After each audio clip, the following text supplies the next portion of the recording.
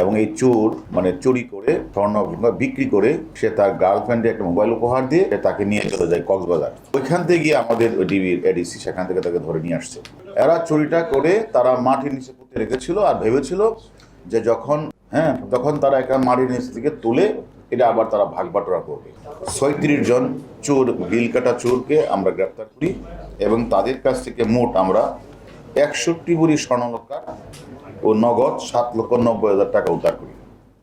বিষয়টা হচ্ছে যে আমরা কোয়ারিতে একটি মামলা রুজু হয়, বাদী সালমান ছিল, সে অভিযোগ দায়ের করে সে এখানে মানে বাসার গ্রিল কেটে ভিতরে প্রবেশ করে মানে কানের দুল সহ বিভিন্ন সহ প্রায় ২৫ ভরি স্বর্ণ তার বাসা থেকে নিয়ে যায়।